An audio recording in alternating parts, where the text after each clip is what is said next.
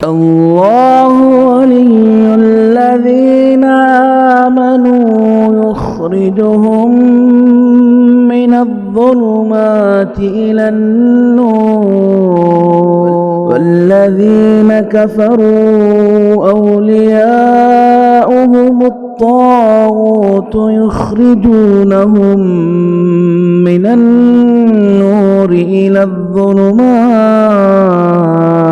السلام علیکم ورحمۃ اللہ وبرکاتہ. بسم اللہ الرحمن الرحیم.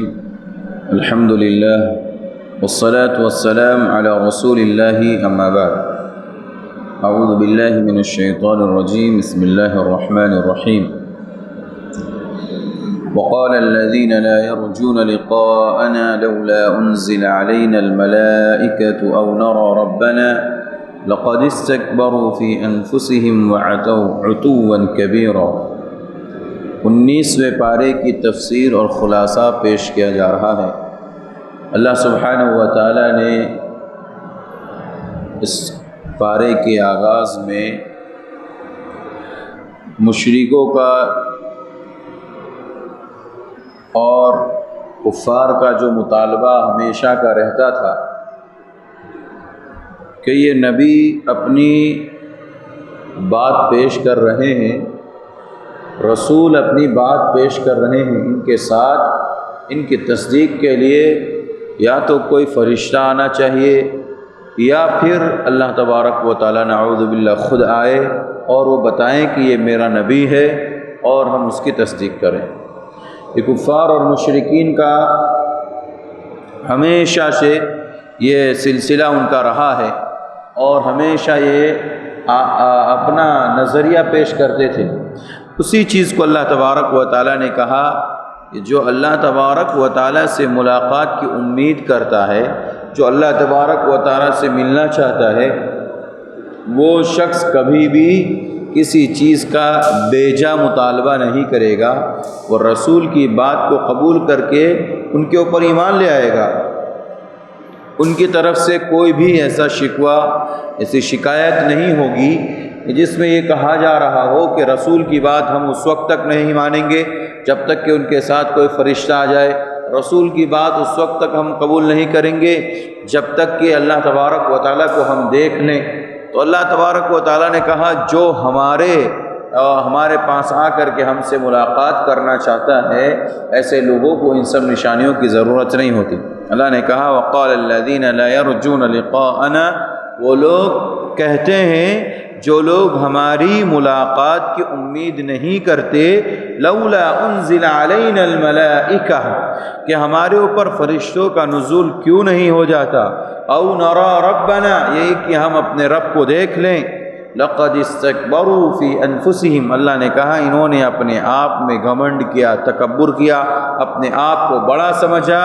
وعتوا عتوا کبیرا، اور زبردست سرکشی کی، انہوں نے سخت سرکشی کی. اپنے آپ میں یہ لوگ گھمنڈ اور تکبر کرتے ہوئے اپنے آپ کو بڑا تصور کرنے لگے. اللہ تبارک و تعالیٰ نے کہا اگر یہ لوگ ایمان لانے والے ہوتے تو نبی اور رسول کے کہنے پر وہ ایمان لے آتے اور یہ مطالبہ نہ کرتے کہ فرشتوں کا نزول نہیں ہو رہا ہے، ہم اللہ تعالیٰ کو دیکھ لیں گے تب ہم ایمان لائیں گے. یہ اللہ تبارک و تعالیٰ نے ان لوگوں کے سلسلے میں کہا جو اللہ سے ملاقات کی امید نہیں رکھتے، اور جو اللہ سے ملاقات کی امید رکھتے ہیں وہ اس طرح کی گفتگو اور باتیں نہیں کرتے. آگے اللہ تبارک و تعالیٰ ظالم کے بارے میں، ایک ظلم کرنے والے، اپنے نفس پر ظلم کرنے والے انسان کے بارے میں کہہ رہا ہے کہ اسے دوستی کی وجہ سے نقصان پہنچتا ہے اور پھر آگے چل کر کے اس دوستی کا اپنے آپ کو دوش دیتا ہے کہ دوستی کی بنیاد پر میں ہلاک اور برباد ہو گیا اور میرا جو ہے دوست مجھے صحیح نہیں ملا، جس کی بنیاد پر مجھے آج پچھتانا پڑ رہا ہے. جیسے انسان دنیا کے اندر کبھی کبھار دوستی کی بنیاد پر پچھتاتا ہے، شرمندہ ہوتا ہے اور دوسروں کے سامنے کہتا ہے فلاں میرا دوست ہے، اس کی وجہ سے میں برباد ہو گیا، اس کی وجہ سے میں برباد ہو گیا. آج جو میں جس پوزیشن پہ ہوں، میں کہیں اور جگہ ہوتا، اگر اس کی بات نہ مانی ہوتی، وہ میرا دوست جو ہے وہ میرا دوست نہیں، میرا دشمن ہے، اس نے مجھے آج اس جگہ پر پہنچا دیا، یا اس کی وجہ سے میں یہاں پہنچا ہوا۔ یہ دنیاوی معاملات میں بھی ہم عام طور پر لوگوں سے سنتے ہیں اور بولتے ہوئے دیکھتے ہیں لوگوں کو۔ ایسے ہی قیامت کے دن بھی یہ دوستی کا بڑا گہرا تعلق ہے، انسان کی زندگی سے دوستی کا بڑا گہرا تعلق ہے۔ قیامت کے دن بھی انسان جو ہے دوستی کے بارے میں شکوہ کرے گا، اپنے دوست کے بارے میں شکوہ کرے گا کہ فلاں دوست کی وجہ سے میں ضائع ہو گیا، برباد ہو گیا، اس کی وجہ سے میں نماز نہیں پڑھ پا رہا تھا، اس کی وجہ سے میں عبادتیں نہیں کر پا رہا تھا، اللہ تبارک و تعالیٰ کو یاد نہیں کر پا رہا تھا۔ اسی کو اللہ نے کہا وَيَوْمَ يَعَضُّ الظَّالِمُ عَلَى يَدَيْهِ یقول یا لیتنی اتخذت مع الرسول سبیلا۔ ظالم کہے گا اپنی انگلیوں کو منہ میں چباتے ہوئے کہ کاش کہ میں نے رسول کا راستہ اختیار کر لیا ہوتا، رسول کے راستے پر چل گیا ہوتا، اور یا لیتنی لم اتخذ فلانا خلیلا، اور کاش کہ میں نے فلاں کو اپنا دوست نہ بنایا ہوتا، کہ جس نے مجھے رسول کے راستے سے دور کر دیا، جس نے مجھے رسول کے بتائے ہوئے طریقے سے دور کر دیا، کاش کہ میں نے اس کو اپنا دوست نہ بنایا ہوتا۔ اس لیے دوستی کی بڑی قیمت ہے، قدر ہے۔ پیارے نبی صلی اللہ علیہ وسلم نے احادیث کے اندر، مختلف احادیث کے اندر فرمایا کہ ایک انسان جس سے محبت کرتا ہے، جس سے دوستی کرتا ہے، قیامت کے دن وہ آدمی اسی کے ساتھ ہوگا۔ المرء مع من احب، آدمی اسی کے ساتھ قیامت کے دن ہوگا جس سے وہ آدمی محبت کرتا ہے۔ اگر کسی کی محبت کسی کافر سے ہے تو قیامت کے دن وہ کافر سے ہوگا، اگر کسی کی محبت کسی مشرک سے ہے تو اس کی محبت کی بنیاد پر وہ کسی مشرک کے ساتھ قیامت کے دن ہوگا۔ اگر کسی کی محبت نبی سے ہے، اللہ سے ہے اور تمام نیک لوگوں سے ہے، قیامت کے دن ان کا حشر انہی لوگوں کے ساتھ ہوگا۔ تو دوستی کی بڑی قیمت ہے انسانی زندگی کے اندر، اور یہ دنیاوی معاملات میں بھی اور دینی معاملات میں بھی۔ قیامت کے دن ایسے لوگ افسوس کریں گے جن کو صحیح دوست نہیں ملے ہوں گے، اور صحیح دوستی کی بنیاد پر وہ کامیاب نہ ہو سکے ہوں گے، ایسے لوگ افسوس کریں گے قیامت کے دن اور کہیں گے کہ فلاں کو میں نے دوست نہ بنایا ہوتا تو آج میرا یہ حشر نہ ہوتا۔ اسی لیے سورہ مدثر میں اللہ تبارک و تعالیٰ نے کہا کہ جب جہنمی جہنم میں چلے جائیں گے، جنتی جنت میں چلے جائیں گے، تو جنتی حضرات جہنم والوں سے پوچھیں گے ما سلککم فی سقر، تجھے جہنم میں کس چیز نے ڈال دیا؟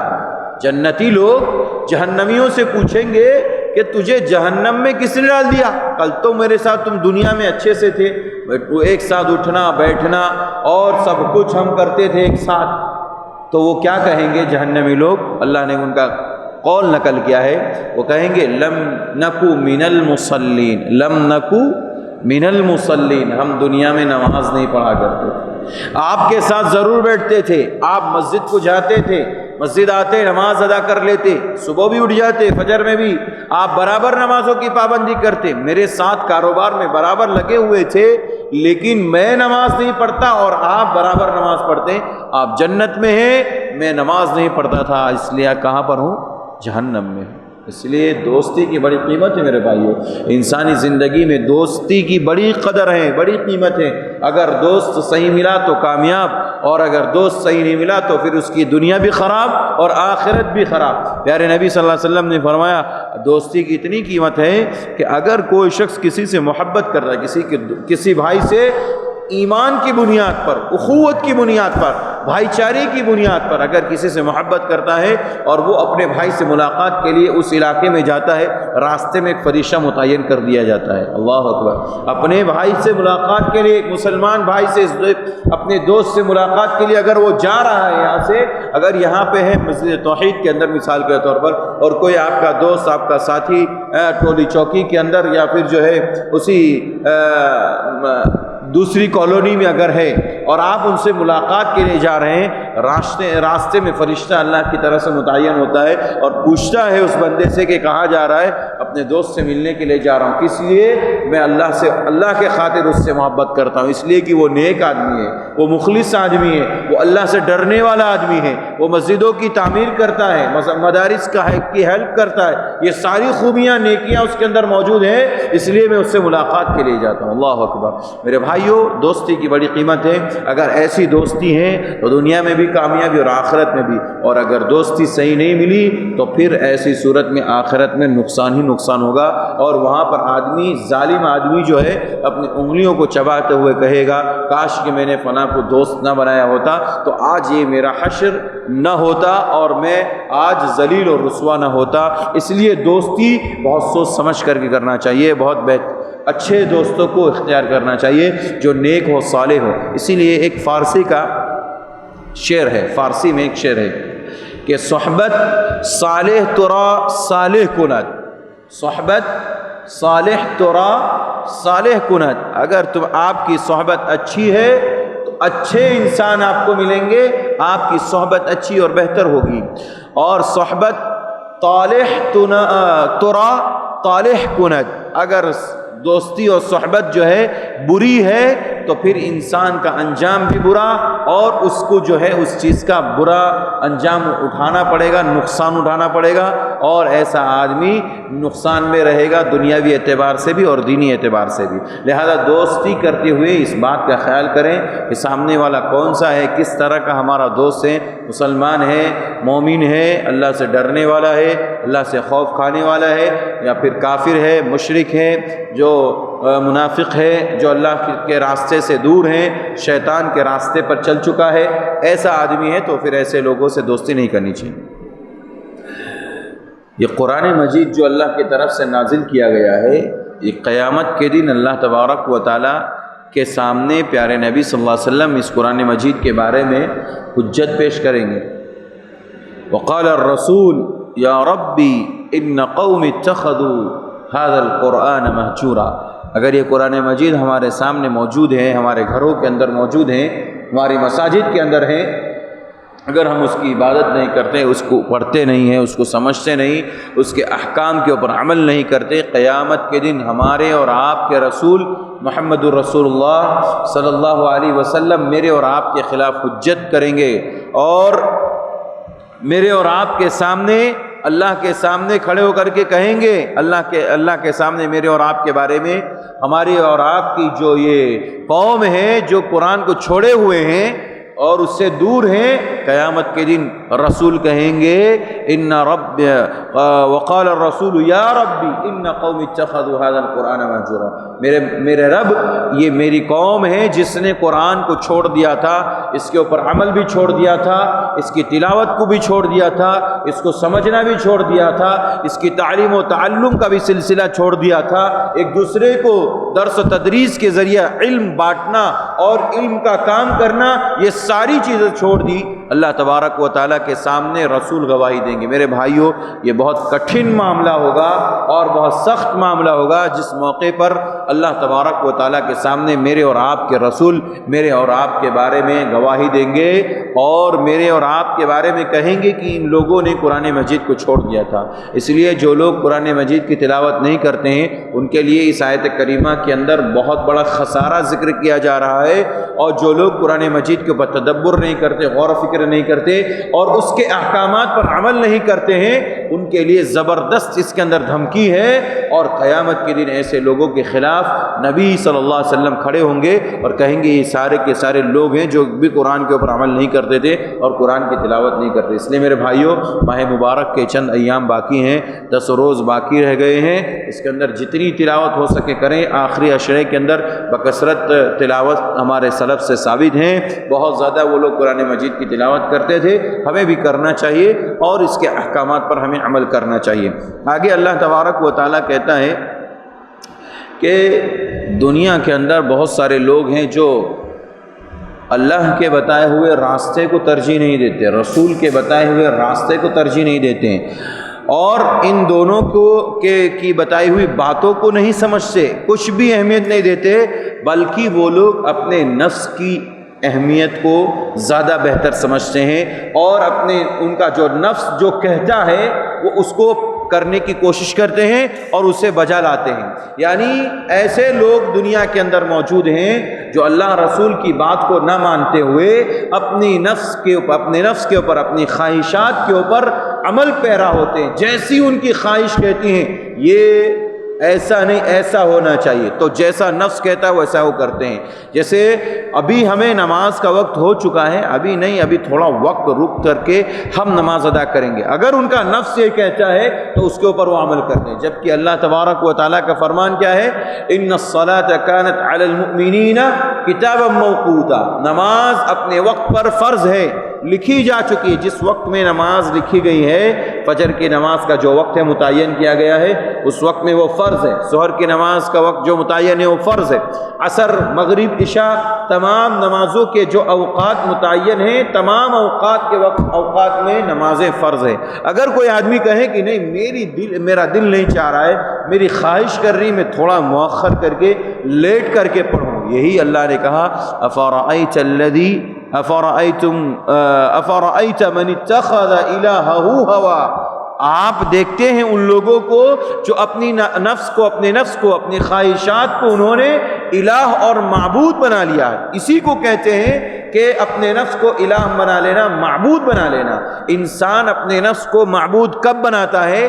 جب وہ اللہ رسول کے بتائے ہوئے راستوں کو چھوڑ کر کے اپنے نفس کے اوپر جو ہے وہ عمل کرتا ہے، اپنے نفس کی بات مانتا ہے۔ اس کا نفس چاہتا ہے نہیں ابھی نماز پڑھنے کی ضرورت نہیں، آہستہ آرام سے اطمینان سے بعد میں پڑھوں گا، گویا اس نے اپنے نفس کو الہ مان لیا، معبود مان لیا۔ اور معبود کون ہے؟ صرف اللہ ہے۔ معبود کون ہے؟ اللہ ہے۔ اور معبود وہ ہے اور اسی کی بات ماننی ہے، اسی نے جو احکام بیان کیے ہیں اسی کے مطابق چلنا ہے۔ پھر انسان اگر اس کی بات کو نہ مانتے ہوئے اپنے نفس کے مطابق فیصلہ کرتا ہے تو یہی انسان جو ہے اپنے نفس کو معبود بنا رہا ہے۔ اور اسی کو اللہ نے کہا فَرَأَيْتَ مَنِ اتَّخَذَ إِلَٰهَهُ هَوَاهُ، کیا آپ ان لوگوں کو نہیں دیکھتے جو لوگ اپنے خواہشات کو، اپنے نفس کو معبود بنا چکے ہیں؟ لہذا اپنے نفس کو معبود بنانا یہ بہت بڑا گناہ ہے اور سنگین جرم ہے۔ ایک انسان ہے وہ سوچتا ہے میں شرک ہی نہیں کرتا ہوں، میں کبھی بابا کی قبر پہ جاتا ہی نہیں، میں چادر نہیں چڑھاتا ہوں، میں ان کے نام پر ذبیحہ ذبح نہیں کرتا ہوں، میں ان کے نام پر قربانی پیش نہیں کرتا ہوں، نذر و نیاز پیش نہیں کرتا ہوں، ساری چیزیں نہیں کرتے، یہ سب شرک کے کام نہیں کرتے، بالکل نہیں کرتے ہیں۔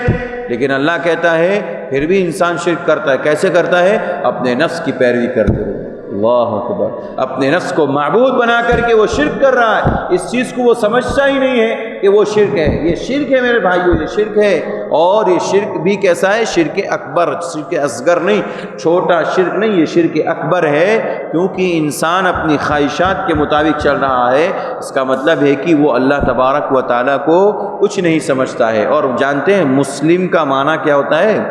مسلم کا معنی ہوتا ہے اپنی تمام زندگی کی چیزوں کو اللہ کے سپرد کر دینا، اپنی پوری زندگی کو اللہ کے حوالے کر دینا، اللہ کے تابع، اللہ کے بتائے ہوئے راستے کے مطابق۔ یہ مسلمان کا لفظ ہے، مسلمان کا معنی ہے، مسلم کا معنی ہے۔ اگر ہم اپنی نفس کی پیروی کرتے ہیں اور اپنے نفس کی پیروی کرتے ہیں، اپنی خواہشات کی پیروی کرتے ہیں اور اپنے آپ کو اللہ کے حوالے نہیں کرتے ہیں تو ایسی صورت میں ہم شرک کر رہے ہیں، کہیں نہ کہیں ہم شرک کرتے ہیں۔ اس لیے اپنے نفس کی پیروی سے بچیں اور اللہ تبارک و تعالیٰ کی پیروی کریں۔ آگے اللہ تبارک و تعالیٰ نے عباد الرحمن کی 9 خوبیاں بیان کی، اللہ کے بندوں کی 9 خوبیاں۔ عباد الرحمن جنہیں کہا گیا، اللہ کے نیک بندے جو ہوتے ہیں ان کی 9 خوبیاں۔ پہلی خوبی کیا ہے؟ اللہ تعالیٰ نے کہا وَعِبَادُ الرَّحْمَنِ الَّذِينَ يَمْشُونَ عَلَى الْأَرْضِ هَوْنًا وَإِذَا خَاطَبَهُمُ الْجَاهِلُونَ قَالُوا سَلَامًا۔ پہلی خوبی یہ ہے کہ جب وہ زمین کے اوپر چلتے ہیں تو نہایت ہی سنجیدگی کے ساتھ، وقار کے ساتھ، خاکساری کے ساتھ، عاجزی کے ساتھ، تواضع کے ساتھ چلتے ہیں، اکڑ کر کے نہیں چلتے۔ عباد الرحمن اللہ کے بندوں کی جو صفت ہے، خوبی ہے، پہلی صفت کیا ہے؟ وہ زمین پر چلتے ہیں تو نہایت نرمی کے ساتھ چلتے ہیں، اکڑ کر کے تکبر اور گھمنڈ کے ساتھ نہیں چلتے ہیں۔ اور وَإِذَا خَاطَبَهُمُ الْجَاهِلُونَ قَالُوا سَلَامًا، اور جب کوئی جاہل ان سے الجھتا ہے، جب ان سے کوئی بحث کرتا ہے جاہل، تو قالوا سلاما، السلام علیکم کہہ کر کے آگے بڑھ جاتے۔ جاہل سے مراد یہاں پر ہر وہ آدمی جو جس مسئلے کے اندر بات ہو رہی ہے اس کے بارے میں نا واقف ہو، علم نہ رکھتا ہو۔ مثال کے طور پر آپ کی کسی سے بحث ہو رہی ہے، کسی بھی مسئلے میں، دین کے مسئلے میں ہو یا دنیاوی مسئلے میں ہو، آپ سے کسی نے کہا کہ یہ موبائل جو ہے یہ کمپنی نہیں بناتی، یہ دکان والے بناتے۔ ایک آدمی آپ سے حجت کر رہا ہے، یہ موبائل جو ہے یہ کمپنی نہیں بناتی، یہ دکان بناتی ہے، دکان والے بناتے۔ آپ کہہ رہے ہیں بھیا یہ کمپنی کا نام ہے، یہ سارے کمپنیاں ہوتی ہیں، یہ کمپنیاں بناتی ہیں۔ وہ کہہ رہا نہیں دکان والے بناتے۔ اب وہ آدمی جو ہے اس کے پاس اس کا علم نہیں، اس کے بنانے کا علم نہیں، اس لیے وہ کیا ہو گیا؟ وہ جاہل ہو گیا۔ وہ کیا ہو گیا؟ جاہل کہلائے گا وہ آدمی۔ اب ایسے موقع پہ آپ کو حجت کرنے کی ضرورت نہیں، اس سے دلیل مانگنے کی، آپ کو دلیل پیش کرنے کی ضرورت نہیں۔ چلو لے کے چلتا ہوں کمپنی میں، وہ مانے گا نہیں۔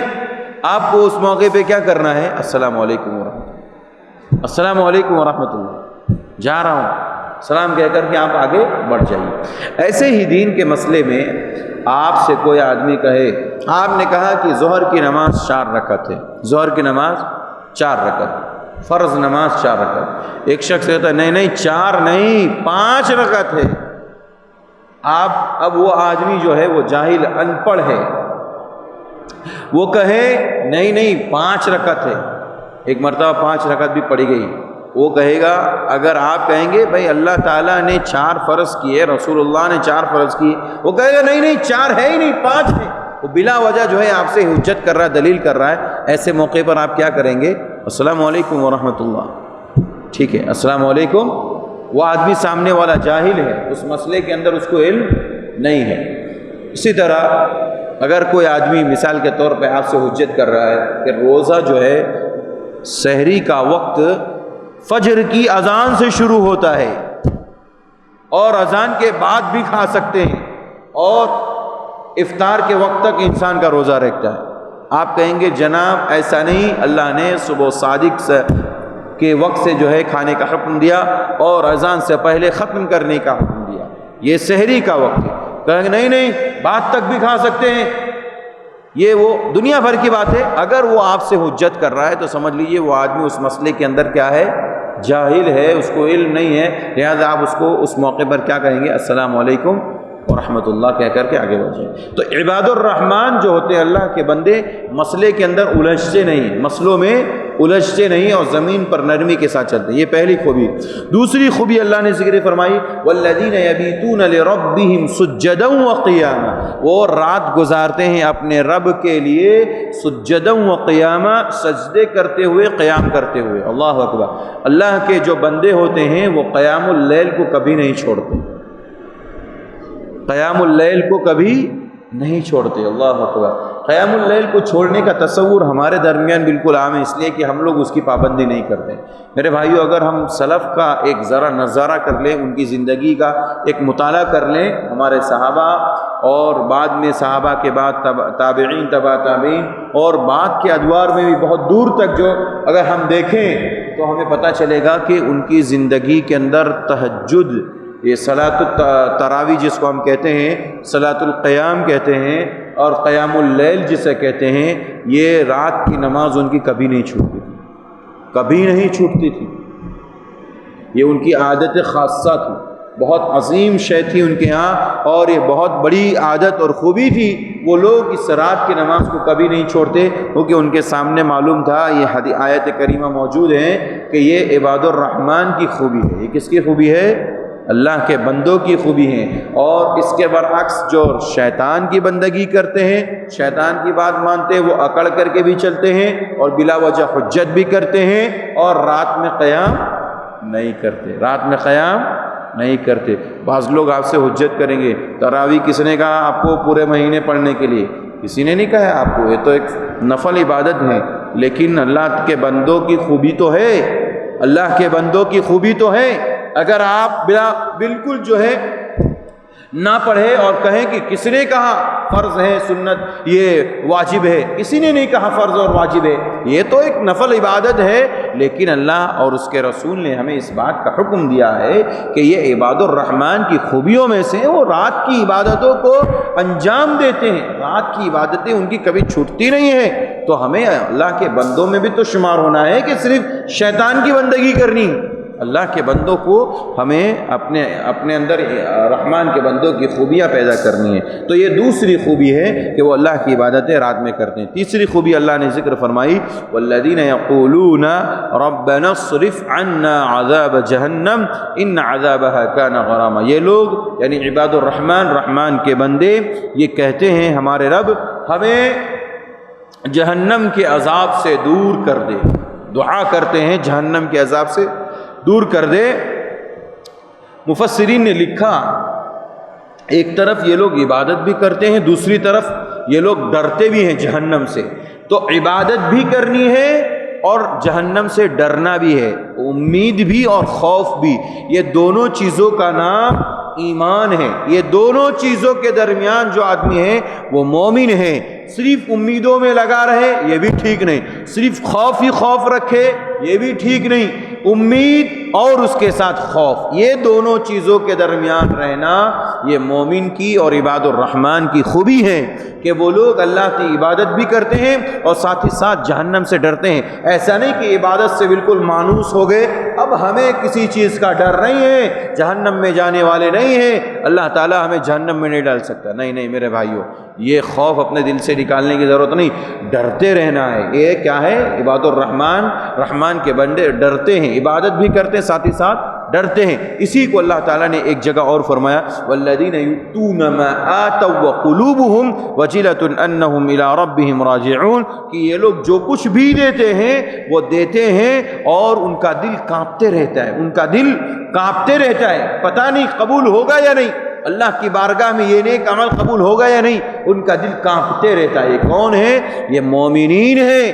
یہ نیک لوگ ہیں، اللہ کے بندے ہیں، عباد الرحمن ہیں۔ اما عائشہ صدیقہ رضی اللہ عنہا نے اس آیت کریمہ کے بعد پوچھا اللہ کے نبی سے، اللہ کے نبی یہ کون ہے کہ جو نیکی کرنے کے بعد کانپتے رہتے ہیں؟ ان کا جو تذکرہ اس آیت کریمہ میں کیا گیا ہے کہ والذین یؤتون ما آتوا وقلوبہم وجلۃ انہم الی ربہم راجعون، کیا وہ لوگ ہیں جو شراب پیتے ہیں، جو جوا کھیلتے ہیں، جو ڈر رہے ہیں اس چیز سے؟ کہا نہیں۔ اما عائشہ سے کہا اے ابو بکر کی بیٹی، اللہ کے نبی نے کہا نہیں نہیں، یہ وہ لوگ ہیں جو نیکیاں کرتے ہیں، نماز پڑھتے ہیں، روزہ رکھتے ہیں، قرآن مجید کی تلاوت کرتے ہیں، توبہ و استغفار کرتے ہیں اور بہت ساری نیکیاں کرتے ہیں، اور اس کے بعد یہ لوگ ڈرتے ہیں کہ کہیں ہماری نیکیاں ضائع نہ ہو جائے، برباد نہ ہو جائے، رد نہ کر دی جائے، اس لیے وہ لوگ ڈرتے ہیں۔ اور یہ عباد الرحمن کی خوبی ہے، عباد الرحمن کی خوبی ہے، ایک طرف نیکیاں کرتے ہیں اور اس کے بعد اس کے ختم نہ ہونے کی دعا کرتے ہیں، اللہ تعالی ہماری نیکیوں کو قبول فرما، ربنا تقبل منا انک انت السمیع العلیم، یہ دعا کرتے ہیں۔ اس لیے میرے بھائیوں، یہ عباد الرحمن کی خوبی ہے کہ ایک طرف وہ لوگ امید بھی رکھتے ہیں اور ایک طرف جو ہے خوف بھی کھاتے ہیں اور جہنم سے پناہ بھی مانگتے ہیں۔ چوتھی خوبی عباد الرحمن کی یہ ہے، والذین اذا انفقوا لم یسرفوا ولم یقتروا وکان بین ذلک قواما، اللہ کہتا ہے کہ جب یہ لوگ خرچ کرتے ہیں نہ تو اسراف کرتے ہیں اور نہ ہی بخیلی کرتے ہیں، کنجوسی، بخیلی اور کنجوسی بھی نہیں کرتے، بلکہ یہ لوگ خرچ کرتے ہیں تو اعتدال کے ساتھ برابر خرچ کرتے ہیں، برابر دیتے رہتے ہیں۔ یہ عباد الرحمن کی خوبی ہے۔ اس کے برعکس اللہ کے جو بندے نہیں ہوتے، شیطان کے جو بندے ہوتے ہیں، وہ کیا کرتے ہیں؟ وہ اللہ کے راستے میں کبھی کبھار خرچ کرتے ہیں بلکہ خرچ نہیں کرتے اور کنجوسی کرتے ہیں۔ تو رحمان کے بندوں کی خوبی یہ ہے کہ یہ لوگ اسراف نہیں کرتے، خرچ کرنے میں جتنا ضرورت ہے اتنا خرچ کرتے ہیں، ایکسٹرا اور اسراف کے ساتھ نہیں خرچ کرتے۔ اسی طرح ایسا بھی نہیں کہ خرچ کرنے کا جب معاملہ آتا ہے تو بالکل رک جاتے ہیں اور کچھ بھی خرچ نہیں کرتے، خرچ بھی کرتے ہیں لیکن اعتدال کے ساتھ خرچ کرتے ہیں۔ عباد الرحمن کی پانچویں خوبی یہ ہے، والذین لا يدعون مع اللہ إلها آخر ولا يقتلون النفس التي حرم الله إلا بالحق، کہ یہ لوگ اللہ کے ساتھ کسی کو پکارتے نہیں ہیں اور ساتھ ہی ساتھ یہ کسی نفس کو بلا وجہ اور بغیر کسی عذر شرعی کے قتل نہیں کرتے۔ اگر کسی نے کسی کا قتل کیا ہے یا اس کے اوپر اسلامی حد قائم ہوئی ہے تبھی جا کر اس مسلمان کو قتل کرتے ہیں، مسلم کا قتل کرتے ہیں، ورنہ کسی مسلمان کا قتل نہیں کرتے۔ میرے بھائیوں، یہ آج کے دور کے مسلمانوں کے لیے بہت بڑی نشانی ہے، بہت بڑی عبرت کی بات ہے، اور اس آیت کریمہ میں بڑا پیغام ہے۔ جو مسلمان باتوں باتوں میں، گفتگو میں تلوار نکال لیتے، چاقو نکال کر کے اور بندوق وغیرہ کے ذریعے اپنے مسلم بھائی کو ایک لمحے میں، ایک سیکنڈ میں اڑا دیتے ہیں، ایک منٹ میں ختم کر دیتے، اس کا کام تمام کر دیتے ہیں، یہ میرے بھائیوں مسلمان کی عادت نہیں۔ عباد الرحمن، اللہ کے رحمان کے جو بندے ہیں، اللہ کے جو بندے ہیں، یہ ان کا کام نہیں ہے کہ کسی کو قتل کر دیں بلا عذر شرعی، کہ وہ لوگ کسی کو مارتے نہیں، کسی کو قتل نہیں کرتے، اور یہ اتنا بڑا جرم ہے، اتنا بڑا گناہ ہے۔ اللہ تعالیٰ نے دوسرے مقام کو فرمایا جس نے ایک انسان کو قتل کیا گویا اس نے پوری انسانیت کا قتل کیا۔ یہ بہت بڑا گناہ کا کام ہے، اور آج ہم دیکھتے ہیں، مجھے ابھی جلد پتہ چلا کچھ دن پہلے ایک آدمی نے اپنی 2 بہنوں کو اپنے گھر پر دعوت کے لیے بلایا، یہیں حیدرآباد کی بات کر رہا ہوں، 2 سگی بہنوں کو اپنے گھر پہ دعوت پہ بلایا۔ ان کو کیا معلوم یہ کس مقصد سے بلا رہے ہیں، بھائی ہیں، چلے گئے۔ ایک بہن چلی گئی، ایک بہن کو اطلاع ہو گئی تھی کہ یہ آپ سے جو ہے بدلہ لینا چاہتا۔ بہن وہاں پر گئی، اس نے جگہ پہ اس کو ختم کر دیا۔ بھائی نے بہن کو چاقو مار کر کے مار دیا، ختم کر دیا۔ دوسری بہن جو وہاں نہیں پہنچی تھی، اس کا قصد کرتے ہوئے، اس کا ارادہ کرتے ہوئے اس کو بھی مارنے کی غرض سے اس کے گھر تک پہنچ گیا، بہن کے گھر تک پہنچا اور گیا، اور وہاں پر اس کو مارنے کی کوشش کی، بچ گئی اور کسی صورت سے بچا کر کے وہ نکل گئی۔ معلوم یہ ہوا، پتہ چلا بعد میں کہ مسئلہ یہ تھا، یہ دونوں بہنیں جو ہیں یہ اس بھائی کے لیے تھوڑی سی آڑ بنی ہوئی تھی، یعنی وراثت کا مسئلہ تھا، ماں باپ کی جو جگہ تھی، زمین جائیداد تھی، اس وراثت کا مسئلہ تھا، اور بھائی شاید دینا نہیں چاہ رہے تھے، اور اس نے اٹھا کر کے غصے میں آ کر کے بہن کا قتل کر دیا۔ اللہ اکبر۔ میرے بھائیو، قتل کتنا عام ہو گیا، کتنا سستا ہو گیا۔ کسی مسلمان کی جان جو ہے، کسی مسلمان کا خون ہم مسلمانوں کے درمیان اتنا سستا ہو گیا ہے، ایسا ہمیں محسوس ہوتا ہے کہ بس کوئی بولے کہ اس کی گردن مار دو، کوئی بولے کہ اس کو قتل کر دو۔ جانتے ہیں مسلمان کی خون کی کتنی قیمت ہے؟ اللہ تبارک و تعالیٰ کے نزدیک مسلمان کی خون کی اتنی قیمت ہے، یہ پوری دنیا جو ہمیں نظر آ رہی ہے اس کی اتنی قیمت نہیں جتنی ایک مسلمان کی خون کی قیمت ہے۔ اللہ اکبر، بہت قیمت ہے۔ تو عباد الرحمن، رحمان کے جو بندے ہوتے ہیں وہ قتل و غارت گری نہیں کرتے ہیں، وہ کسی کو قتل نہیں کرتے ہیں، بلا عذر شرعی کے قتل نہیں کرتے ہیں۔ ولا یزنون، اور مزید ایک صفت ان کی یہ بھی بیان کی گئی کہ وہ لوگ زناکاری نہیں کرتے، بدکاری نہیں کرتے۔ آپ دیکھیں دنیا کے اندر زناکاری کے، بدکاری کے اڈے کھولے گئے، اڈے، اور یہ غیر مسلموں کی بات نہیں ہو رہی ہے، مشرکوں کی اور کفاروں کی، مشرک یہودیوں کی باتیں نہیں ہو رہی ہیں، نصارہ کی باتیں نہیں ہو رہی، مسلمانوں کے علاقوں کے اندر یہ چیزیں باقاعدہ عام ہے کہ نہیں ہے؟ دھندے کروانے والی عورتیں موجود ہیں، باقاعدہ ایسے مرد حضرات ہیں جو لے کر کے جاتے، لے کر کے آتے، چھوڑ کر کے جاتے، چھوڑ کر کے آتے ہیں، سب کچھ کرتے ہیں، صرف کس کی بنیاد پر؟ پیسے کی بنیاد پر، مال کی بنیاد پر، حرام خوری کی بنیاد پر۔ انسان اتنا اپنے جسم کو حرام پرستی کا عادی بنا دیا ہے، حرام خوری کا، حرام پیسوں کا عادی بنا رکھا ہے، اس کی بنیاد پر وہ تمام حدود کو پار کر چکا ہے۔ اللہ تبارک و تعالیٰ کی جن حدود کے اندر انسان کو رہنے کا حکم دیا گیا کہ ان حدود کے اندر رہ کر کے کام کرے، ان تمام حدود کو پار کر چکا ہے۔ اور پھر شکوہ یہ ہے کہ بیماریاں ختم نہیں ہو رہی، پھر شکوہ یہ ہے اللہ کا عذاب تھمنے کو تیار نہیں ہے، پھر شکوہ یہ ہے اللہ کی مدد نہیں آتی، پھر شکوہ یہ ہے مسلمان مارے جا رہے ہیں، مسلمان پیسے جا رہے ہیں۔ کیوں نہیں ہوگا؟ کیوں نہیں ہوگا میرے بھائیوں؟ یہ ساری خرابیاں ہمارے اندر موجود ہو، مسلمانوں کے اندر موجود ہو، تو پھر یہ سب ساری چیزیں ہونا طے ہے عباد الرحمن کی جو خوبیاں ہیں وہ ہمارے اندر اگر نہیں ہیں تو پھر اللہ کے عذاب کے لیے ہمیں تیار رہنا چاہیے۔ آگے اللہ نے فرمایا اور ایک صفت کو بیان کرتے ہوئے عباد الرحمن کی، والذین لا یشہدون الزور واذا مروا باللغو مروا کراما، اللہ نے کہا کہ وہ لوگ زور یعنی جھوٹ کی گواہی نہیں دیتے۔ اکثر مفسرین نے یہاں پر زور سے مراد مشرکوں کی عیدیں اور مشرکوں کے تہوار مراد لیا ہے کہ وہ لوگ مشرکوں کے تہوار میں نہ تو شریک ہوتے ہیں نہ انہیں مبارکبادی پیش کرتے ہیں۔ واذا مروا باللغو مروا کراما، جب وہ لغو چیز کے سامنے سے گزرتے ہیں تو بڑی شرافت کے ساتھ، وقار اور سنجیدگی کے ساتھ وہاں سے گزر جاتے ہیں، اس کی طرف وہ لوگ نگاہ نہیں ڈالتے ہیں۔ اور یہاں پر بھی عباد الرحمن کی بڑی خوبی ہے۔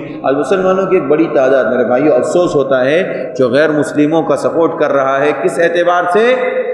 ان کے تہواروں میں جا کر کے، ان کی عیدوں میں شریک ہو کر کے ہیپی برتھ ڈے بناتا ہے، پتہ نہیں کیا کیا کر رہا ہے، کیا کیا نہیں کر رہا ہے۔ یہ سب مسلمانوں کا کام نہیں ہے، یہ اللہ کے بندوں کا کام نہیں ہے، عباد الرحمن کا کام نہیں ہے، یہ شیطان کا کام ہے۔ ہم جو بھی کر رہے ہیں یہ سارے کام اگر کر رہے ہیں تو یہ عباد الرحمن والے کام نہیں، یہ شیطان والے کام کر رہے ہیں، اس لیے ہمیں ان چیزوں سے بچنا چاہیے۔ آگے اللہ تعالیٰ نے ایک اور ان کی صفت یعنی عباد الرحمن کی صفت یہ بتائی، والذین اذا ذکروا بآیات ربہم لم یخروا علیہا صما وعمیانا، کہ جب ان کے سامنے رب العالمین کی آیتیں ذکر کی جاتی ہیں تو لم یخروا علیہا صما وعمیانا، تو اندھے اور نابینا ہو کر کے، بہرے اور نابینا ہو کر کے نہیں کود جاتے ہیں اور نہ ہی گر پڑتے ہیں، بلکہ اس میں تدبر کرتے ہیں اور فکر کرتے ہیں۔ کیا اللہ تعالیٰ ہمیں بتانا چاہ رہا ہے؟ کیا ہمیں پیغام دینا چاہتا ہے ان آیات کے اندر؟ اللہ کا مقصود کیا ہے؟ یہ ساری چیزوں کو سمجھ کر کے پھر اس کے اوپر عمل کرتے ہیں۔ اندھا دھن فائرنگ نہیں کرتے اور نہ ہی اندھے اور بہرے ہو کر کے اس کے اوپر ٹوٹ نہیں پڑتے، اس کے سامنے گر نہیں جاتے، بلکہ اس کے اندر تدبر کرتے ہیں اور فکر کرتے ہیں۔ عباد الرحمن کی آخری ایک خوبی ہے، بہت پیاری خوبی ہے، اور یاد رکھیے جس کو اپنے گھروں سے پرابلم ہو، اپنے بال بچوں کے مسائل کا مسئلہ ہو، بیوی بچوں کا مسئلہ ہو، ایسے لوگوں کے لیے عباد الرحمن کی خوبی اور یہ دعا بہت جامع دعا ہے، اکثر و بیشتر پڑھنا چاہیے انسان کو۔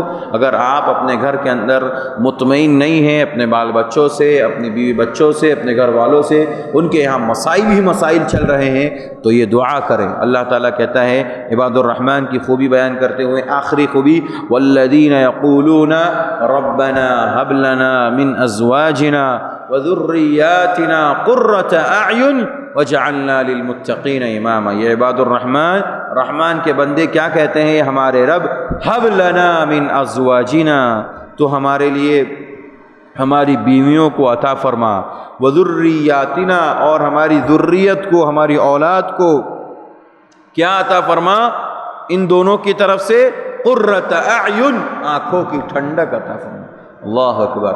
بیوی بچوں کی طرف سے اللہ تعالیٰ سے ہم دعا کر رہے ہیں، اور عباد الرحمن کے بندے دعا کرتے ہیں، اللہ بچوں کی طرف سے، اولاد کی طرف سے، بیویوں کی طرف سے، گھر والوں کی طرف سے ہمیں قرۃ اعین، ہمیں آنکھوں کی ٹھنڈک عطا فرما۔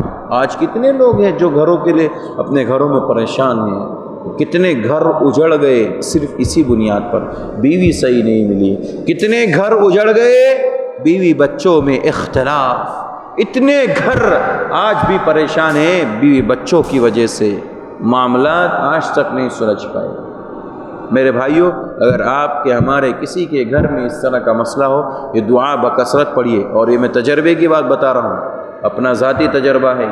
الحمدللہ جب ہم نے اس چیز کا اہتمام کیا، اس کا اثر اپنے گھروں کے اندر دیکھا، بہت بڑی بات اللہ نے ذکر کی۔ انسان کو اس کے اوپر عمل کرنا چاہیے۔ اگر گھروں کے اندر مسائل ہے تو ہر کسی کے گھر میں رہتا ہے، کوئی ایسا نہیں ہے، دنیا کا لال مائی کا لال ایسا نہیں ہے جو کہے کہ ہمارے گھر میں کوئی اختلاف ہے، ایسا نہیں۔ دو برتن اکٹھا ہوتے ہیں نا تو ٹکراتے تو آواز تو آتی ہے، آواز آتی ہے، دو برتن کے ٹکرانے پر آواز ضرور آتی ہے۔ اس لیے کوئی یہ نہ کہے کہ ہمارا گھر محفوظ ہے، اللہ اللہ تعالیٰ سب کے گھروں کو محفوظ رکھے اختلاف سے، انتشار سے، لیکن ہر کسی کے گھر میں کچھ نہ کچھ تو رہتا ہے، لیکن اللہ تعالیٰ جو ہے ان تمام گھروں کو محفوظ کر دیتا ہے جن گھروں کے اندر ان دعاؤں کا اہتمام ہوتا ہے۔ اللہ تعالیٰ نے کہا یہ دعا اگر عباد الرحمن جو رحمان کے بندے یہ دعا کرتے ہیں، اللہ ہمارے بچوں کی طرف سے، ہماری اولاد کی طرف سے، ہماری بیویوں کی طرف سے ہمیں آنکھوں کی ٹھنڈک عطا فرما۔ اور آگے اور سنیے، آگے کہتا ہے اللہ تعالیٰ وَجَعَلْنَا لِلْمُتَّقِينَ إِمَامًا، یہ عباد الرحمن رحمان کے بندے دعا کرتے ہیں اللہ ہمیں متقیوں کا امام بنا، پیشوا بنا۔ اللہ اکبر، متقیوں کا امام اور پیشوا بننا، ان کی رہنمائی کرنا، یہ بھی عباد الرحمن کی خوبی ہے، عباد الرحمن کی خوبی ہے۔ اب اس میں یہ امامت بھی داخل ہے، اور اس میں وہ قوم کی جو امامت ہوتی ہے، قوم کی پیشوائی، کہ ایک قوم کا ایک لیڈر ہوتا ہے، ایک امیر ہوتا ہے، وہ بھی اس کے اندر داخل ہے کہ متقیوں کا، پرہیزگاروں کا اللہ تعالی ہمیں امام بنا۔ یہ دنیا کے اندر سمجھ لیجئے ایک بہت بڑی کامیابی ہے ایک بندے کے لیے کہ اسے متقیوں کا امام بننے کا شرف حاصل ہو جائے۔ اس لیے میرے بھائیوں، عباد الرحمن کی ان خوبیوں پر ہمیں عمل کرنا چاہیے، اپنی زندگی میں ان 9 خوبیوں کو لانے کی کوشش کرنا چاہیے تاکہ ہم بھی عباد الرحمن یعنی رحمان کے بندے بن جائیں اور رحمان کے بندوں کی صف میں ہم بھی کھڑے ہو جائیں۔ آگے اللہ تبارک و تعالیٰ نے کچھ انبیاء کا ذکر کیا ہے، کچھ انبیاء کا، موسیٰ علیہ السلام کا تذکرہ کیا، ابراہیم علیہ السلام اور ان کی قوم کا تذکرہ کیا، ہود علیہ السلام اور ان کی قوم کا تذکرہ کیا، لوط علیہ السلام اور ان کی قوم کا تذکرہ کیا، شعیب علیہ السلام اور ان کی قوم کا تذکرہ کیا، یونس علیہ السلام اور ان کی قوم کا تذکرہ کیا۔ مختلف انبیاء کا تذکرہ کرنے کے بعد اللہ تبارک و تعالی نے ایک بات جو ہے ابراہیم علیہ السلام کے واقعے میں ذکر کی، اور بہت پیاری بات ہے، وہ یہ ہے کہ قیامت کے دن ابراہیم علیہ السلام جب دیکھیں گے میرا باپ آزر میرے سامنے کھڑا ہے اور اسے رسوائی کا سامنا کرنا پڑ رہا ہے، اس موقع پر بھی ابراہیم علیہ السلام اپنے رب سے کہیں گے رب اللہ تعالیٰ میرا باپ ہے، بخش دے اس کو، اس کی مغفرت کر دے۔ دیکھ رہے مشرک ہے، اس کے بارے میں منع کر دیا گیا، اس کے باوجود اس حشر کے میدان میں کہے گا میرا باپ ہے، وہ جہنم میں جا رہا ہے، دل تکلیف ہے، پریشانی ہو رہی، دل میں تکلیف ہے، اللہ معاف کر دے اس کو، بخش دے۔ اللہ کہے گا کہ نہیں، مشرکوں پر، کافروں پر اللہ نے جنت کو حرام کر دیا ہے، اسے ایک بجو کی شکل میں بنا کر کے اسے جہنم میں ڈال دیا جائے گا۔ اس موقع پر اللہ تعالیٰ نے جو منظر کشی کی ہے، کہا یوم لا ينفع مال ولا بنون الا من اتى الله بقلب سلیم۔ اللہ نے کہا اس دن کسی کا مال، کسی کی اولاد، کسی کے کام نہیں آئے گی۔ ابراہیم علیہ السلام آزر کے بیٹے ہیں، دیکھ رہے ہیں اولاد، وہ بھی جلیل القدر نبی میں سے، انبیاء میں سے، اور ان کو خلیل اللہ ہونے کا شرف حاصل ہے، لیکن اولاد ہونے کے باوجود ان کے لیے کسی کام کی نہیں ہے، آزر کے لیے وہ فائدہ مند اور سود مند نہیں ہوئے، اور کہا ہمارے یہاں وہی شخص کامیاب ہوگا۔ کامیابی کا معیار بتا دیا، الا من اتى الله بقلب سلیم، جو قلب سلیم لے کر کے آئے گا۔ کیا لے کر کے آئے گا؟ قلب یعنی دل، اور سلیم معنی بالکل سیدھا درست۔ مفسرین نے اس کے اندر کئی ایک باتیں لکھی کہ قلب سلیم سے مراد شرک اور کفر سے پاک۔ بعض لوگوں نے، مفسرین نے کہا کہ نہیں، بدعات سے بھی، شرک کفر کے ساتھ بدعات اور خرافات اور نفاق سے۔ بعض لوگوں نے کہا اخلاق رذیلہ۔ الغرض تمام جتنے گناہ کے کام ہیں، جتنے گناہ کے کام ہیں، تمام کو چھوڑ کر کے صرف انسان موحد بن کر کے اور نیک اور صالح بن کر کے قلب سلیم لے کر کے وہ اللہ کے پاس پہنچے گا۔ اللہ نے کہا ایسے لوگوں کی کامیابی یقینی ہے، ایسے لوگوں کی کامیابی یقینی ہے، ایسے لوگوں کو اللہ تعالیٰ کامیابی عطا فرمائے گا۔ تو میرے بھائیوں، اللہ تعالیٰ کے یہاں کامیابی کے لیے قلب سلیم کا ہونا ضروری ہے۔ وہ دل جس دل کے اندر بغض ہو، حسد ہو، کینہ ہو اور نفرتیں بھری ہوں، جس دل کے اندر نفاق ہو، جس دل کے اندر بدعات اور خرافات ہو، شرک اور کفر ہو، یہ ساری غلاظتیں اور گندگیاں ہوں، وہ دل وہاں پر کامیاب ہونے والا نہیں ہے، وہ وہاں پر کامیاب ہونے والا نہیں ہے، اس کو کامیابی ملنے والی نہیں ہے۔ تو اللہ تعالیٰ نے ہمارے لیے کامیابی کی ایک دلیل پیش کی۔ آگے اللہ تبارک و تعالیٰ نے پیارے نبی صلی اللہ علیہ وسلم کو ابتدا میں جب آپ کی دعوت کا آغاز ہوا تو کہا وَأَنذِرْ عَشِيرَتَكَ الْأَقْرَبِينَ، آپ اپنے قریبی رشتہ داروں کو ڈرائیے۔ آپ کو حکم ہوا کہ جو آپ کے خاندان کے لوگ ہیں، آپ کے رشتہ دار ہیں، آپ کے کنبے قبیلے والے ہیں، ان کو ڈرائیے، اللہ تعالیٰ کا جو ہے حکم ان کو سنائیے۔ پیارے نبی صلی اللہ علیہ وسلم، دیکھیے عرب کے اندر جب کسی کو ڈرانا مقصود ہوتا، کسی قوم کو ڈرانا ہوتا تو کہتے تھے یا صباحا، کیا بولتے تھے؟ یا صباحا۔ جب یہ اعلان ہوتا تھا تو لوگ سمجھتے کہ کوئی بہت بڑا دشمن آیا ہوا ہے اور وہ ہمارے اوپر حملہ کرنے والا ہے، تب یہ اعلان کیا جاتا، یہ آواز لگائی جاتی۔ پیارے نبی صلی اللہ علیہ وسلم کو جب یہ حکم ہوا کہ آپ اپنے کنبے قبیلے، اپنے رشتہ داروں کو ڈرائیے، تو نبی صلی اللہ علیہ وسلم صفا کی پہاڑی پر کھڑے ہو گئے اور کہا یا صباحا، اعلان کیا آپ نے، سارے کے سارے آپ کے رشتہ دار، آپ کے کنبے قبیلے والے، آپ کے قوم کے لوگ آ کر کے سامنے اکٹھا ہو گئے، جمع ہو گئے۔ اس موقع پر آپ نے صفا کی پہاڑی پر کھڑے ہو کر کہا اگر میں تمہیں خبر دوں کہ اس پہاڑی کے پیچھے ایک لشکر ہے اور تمہارے اوپر حملہ کرنے والا ہے، تم مجھے کیا کہو گے؟ کہا کہ ہم آپ کو تو ہمیشہ سچ بولتے ہوئے پائے ہیں، ما جربنا علیک الا صدقا، ہمیشہ آپ کو سچا ہی پایا ہے، ہم نے آپ کو کبھی جھوٹ بولتے ہوئے نہیں پایا، ہم تو آپ کی بات پر یقین کریں گے، مانیں گے اور آپ کو ہم سچا مانیں گے۔ تو کہا کہ دیکھیے مجھے اللہ تعالیٰ نے، اب ماحول سازگار ہو گیا، اس کے بعد اپنی دعوت کا آغاز کیا۔ پیارے نبی نے صلی اللہ علیہ وسلم نے کہا کہ دیکھو اللہ تعالیٰ نے مجھے ڈرانے والا اور بشیر، خوشخبری دینے والا دنیا کے اندر بھیجا ہے۔ ابو لہب سمجھ گیا، ابو لہب اس مجلس کے اندر بیٹھا تھا، وہ سمجھ گیا۔ تبلکا، تبلکا، کیا کہا ابو لہب نے؟ تیرے ہاتھ اور تو مکمل طور پر ہلاک اور برباد ہو۔ کیا تو نے اسی کے لیے ہمیں یہاں پر جمع کیا تھا، اکٹھا کیا تھا، تاکہ تو اپنا پیغام پہنچائے، اپنی دعوت دے، اپنے ایک معبود کی طرف ہمیں بلائیں؟ اس لیے اسی موقع پر اللہ تبارک و تعالیٰ نے سورہ لہب نازل فرما دی اور کہا تبت یدا ابی لہب وتب، محمد ہلاک ہونے والے نہیں ہیں صلی اللہ علیہ وسلم، ہلاکت اور بربادی تو کس کے لیے ہے؟ ابو لہب اور اس کی بیوی کے لیے۔ پوری تبت یدا ابی لہب سورہ لہب نازل ہوئی اس موقع پر۔ اس موقع پر اللہ کے نبی صلی اللہ علیہ وسلم نے اس آیت کریمہ پر عمل کرتے ہوئے کیا کیا؟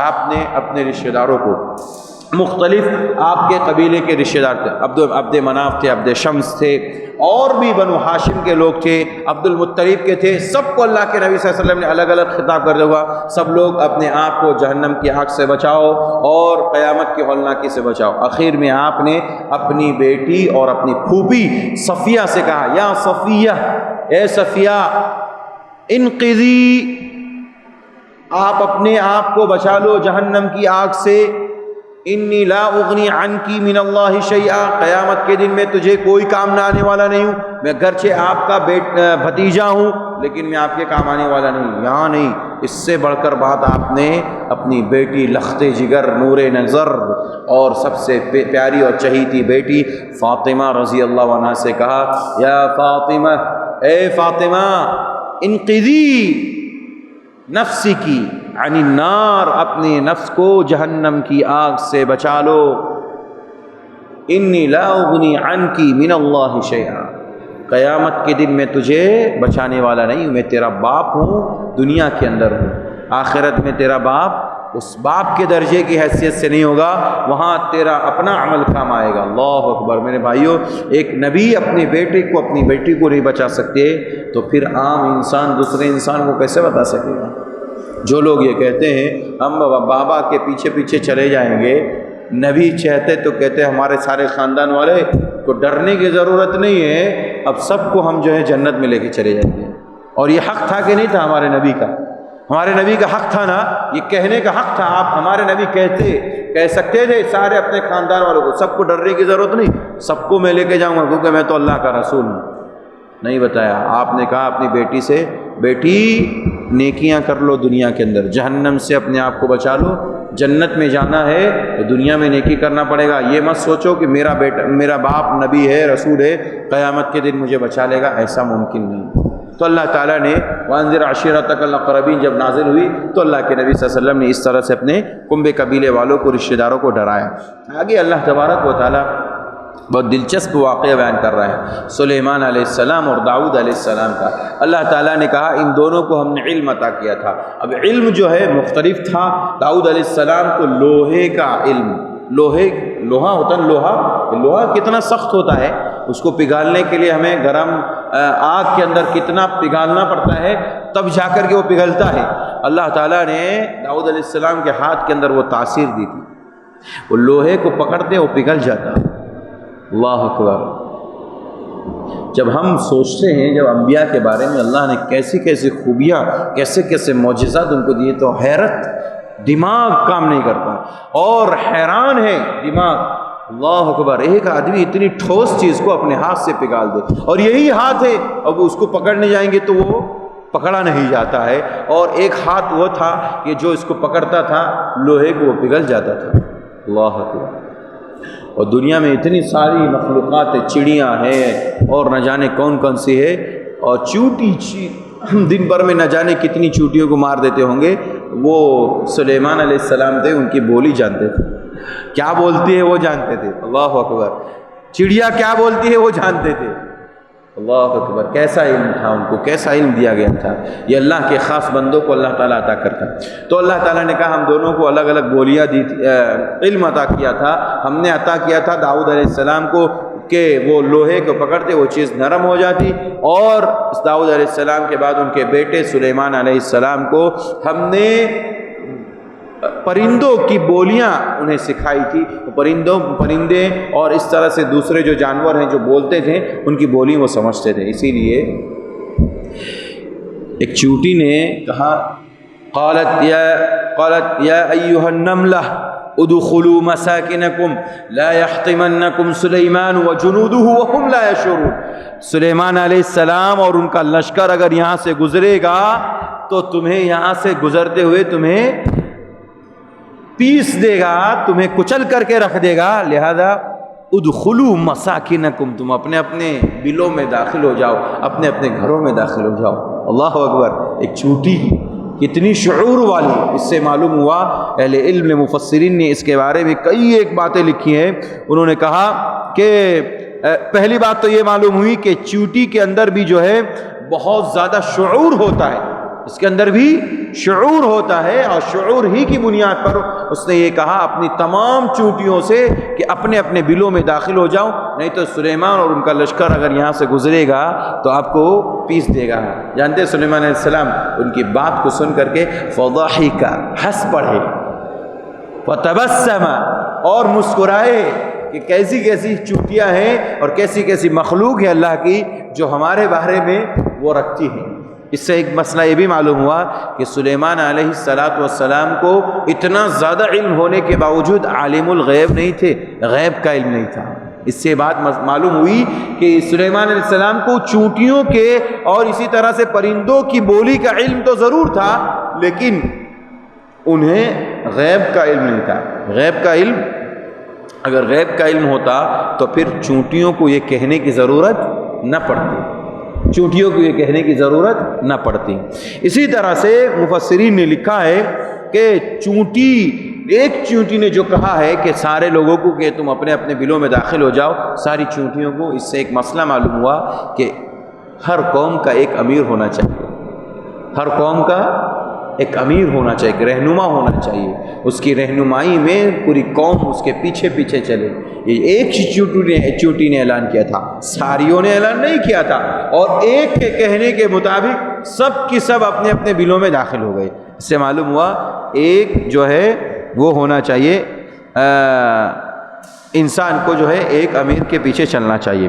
اسی طرح سے اس سے ایک بات یہ بھی معلوم ہوئی کہ چونٹیاں اور یہ پرندے یہ بھی اپنے رب کو جانتے ہیں، اپنے رب کی توحید کو جانتے ہیں، اپنے رب کی توحید کو جانتے ہیں، اور انسان اتنا بڑا دماغ رکھتے ہوئے بھی اپنے رب کی توحید کو نہیں جان سکا۔ اللہ اکبر، کس قدر انسان گرا ہوا۔ اور یہ سب جو چیونٹیوں کا اور آگے آ رہا ہے ہدہد پرندے کا، یہ جو واقعہ اللہ تعالیٰ نے ذکر کیا ہے بے مقصد اور فضول نہیں اور کہانی کے طور پر، قصے کے طور پہ نہیں، یہی مقصود بتانے کے لیے کہ یہ جو پرندے چھوٹی چھوٹی مخلوق اپنے رب کے حق کو جانتی ہے اور اپنے رب کی توحید کو جانتی ہے، اے انسان تجھے کیا ہو گیا ہے کہ تو اپنے رب کی توحید کو نہ جان سکا اور تو مشرک بن کر کے دنیا میں زندگی گزار۔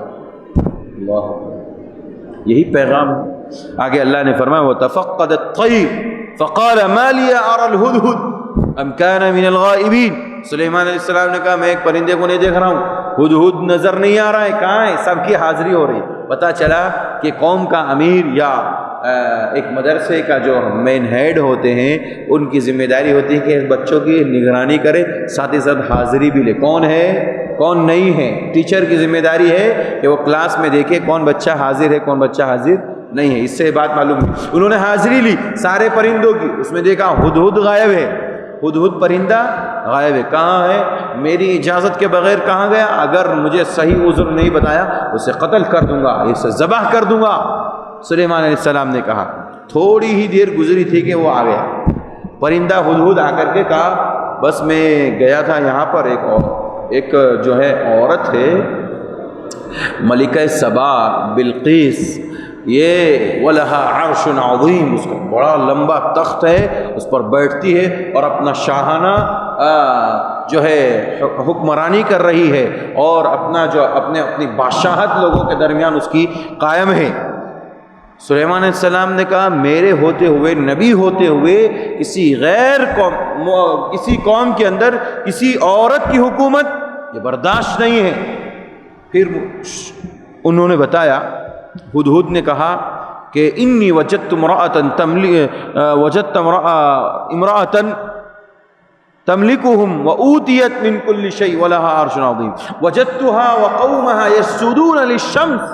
میں نے اس قوم کو اور اس قوم کی جو ملکہ تھی، رانی تھی، اس بلقیس کو، ملکہ سبا کو دیکھا کہ یسجدون للشمس من دون اللہ، یسجدون للشمس من دون اللہ، وہ اللہ کو چھوڑ کر سورج کی پوجا کر رہے ہیں۔ کس کی پوجا کر رہے ہیں؟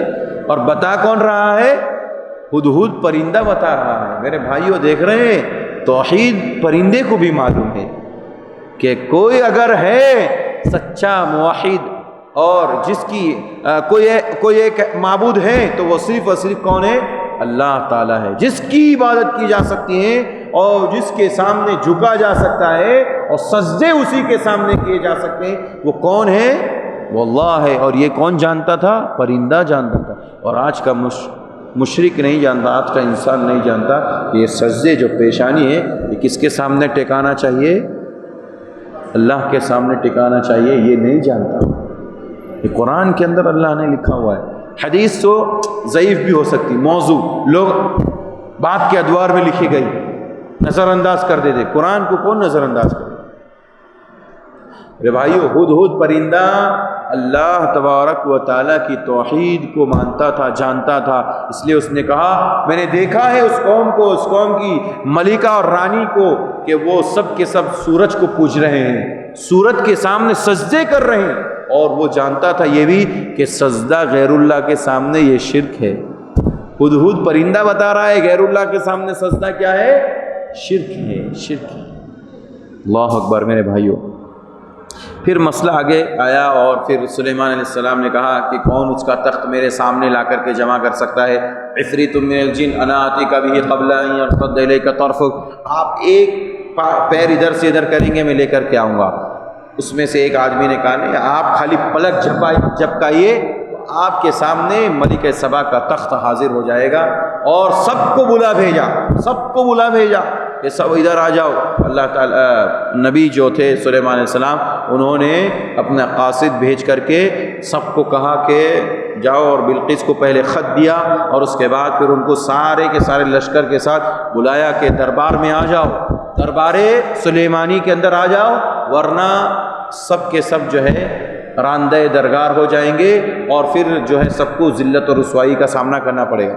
سارے کے سارے لوگ آ گئے، اور ملکہ سبا جو بلقیس تھی نا، وہ بھی بہت چالاک تھی، بہت ہوشیار، بہت دماغ والی تھی اور دراندیش تھی خاتون۔ جب اس نے وہ خط کو پڑھا تھا سلیمان علیہ السلام کے، فوراً سمجھ گئی تھی کہ جس کی ابتدا بسم اللہ الرحمن الرحیم سے ہو تو یہ کوئی عظیم انسان ہے، یہ لکھنے والا کوئی معمولی آدمی نہیں ہے، بہت عظیم انسان ہے جس نے یہ خط لکھا ہے۔ چنانچہ اس نے سمجھ لیا تھا، پھر بھی اس نے اپنی ایک فارمیلٹی پوری کرنے کے لیے اپنے کارندوں کو، اپنے اگل بغل بیٹھنے والے حواریوں سے پوچھا تھا کیا کروں؟ انہوں نے تو کہا ظاہری طاقت، بہت طاقت ہے، کون ہے، لاؤ سب کو قتل کر دیں گے، سب کو ختم کر دیں گے، لڑائی کر لیں گے۔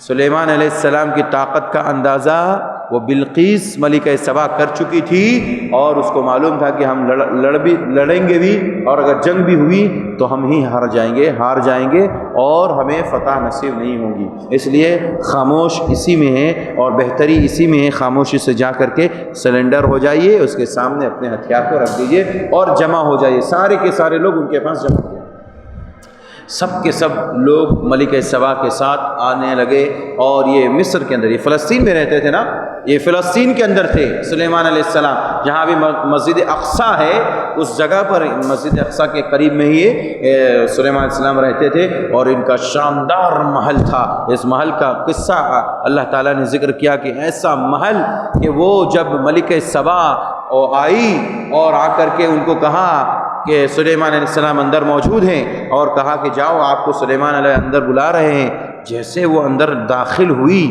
تو اوپر سے شیشہ تھا، نیچے سے پانی، اور اتنا صاف ستھرا شیشہ کہ اس کو ایسا محسوس ہوا کہ میں پانی کے اندر کودنے جا رہی ہوں، اور میرے پائچے، میرے پیر کے اور میری جو شلوار ہے وہ بھیگ جائے گی۔ اس نے اپنے پیر کو اوپر کر لیا، اپنے پائچوں کو اوپر کر لیا، اپنی جو ہے اپنی شلوار کو اوپر کر لیا، اور یہ گمان میں تھی کہ وہ اپنے پیر کو پانی میں رکھ رہی ہے، حالانکہ وہ پانی نہیں تھا، وہ شیشہ تھا۔ وہ شیشہ ایسا محل، خوبصورت محل بنایا ہوا تھا، اللہ تعالیٰ کی طرف سے سلیمان علیہ السلام کو ملا تھا۔ وہ جیسے اندر داخل ہوئی، پھر اس کو سمجھ میں آ گیا کہ یہ عظیم انسان ہے۔ اسی وقت اس نے کہا تھا، سلیمان علیہ السلام کے اوپر ایمان لاتے ہوئے کہا تھا کہ انہ صرح ممرد من قواریر، یہ تو شیشے ہیں اور بہترین شیشے ہیں۔ قالت رب انی ظلمت نفسی واسلمت مع سلیمان للہ رب العالمین۔ بہت ہو گیا رب العالمین، میں نے اپنے نفس پر بہت ظلم کر لیا، مجھے علم نہیں تھا، میں مشرکہ تھی، میں سورج کی پوجا کرتی تھی۔ اسلمت مع سلیمان للہ رب العالمین۔ اتنی عظیم نشانیوں کو دیکھ کر کے اب صرف رب العالمین پر ایمان لانے کے علاوہ کچھ بھی نہیں بچا۔ اللہ اکبر، وہ ایمان لے آئی، معجزات کو دیکھ کر کے، سلیمان علیہ السلام کی اتنی ساری خوبیوں کو دیکھ کر کے اور سچائی کو جانتے ہوئے وہ اسلام لے آئی، اور وہ مسلمان ہو گئی، اور سلیمان علیہ السلام پر ایمان لے آئی اور دائرۂ اسلام میں داخل ہو گئی۔ پارے کے اخیر میں ایک آیت کریمہ بہت پیاری ذکر کی جا رہی ہے، قل الحمد للہ وسلام علی وسلام علی عباده الذین اصطفى اللہ خیر اما یشرکون۔ اللہ نے کہا آپ کہہ دیجئے نبی صلی اللہ علیہ وسلم کہ تمام تعریفیں، حمد و ثنا اللہ تبارک و تعالیٰ کے لیے ہیں، وسلام علی عباده الذین اصطفى، اور سلامتی ہیں اللہ کے ان بندوں پر جن کو اللہ نے چن لیا، جن کو اللہ نے چن، چاہے اس میں انبیاء بھی ہیں، انبیاء بھی داخل ہیں، چنے ہوئے لوگوں میں صحابہ بھی داخل ہیں، اور قیامت تک آنے والے ان کی پیروی کرنے والے سب لوگ داخل ہیں جن کے اوپر اللہ تبارک و تعالیٰ اپنی سلامتی نازل کر رہا ہے۔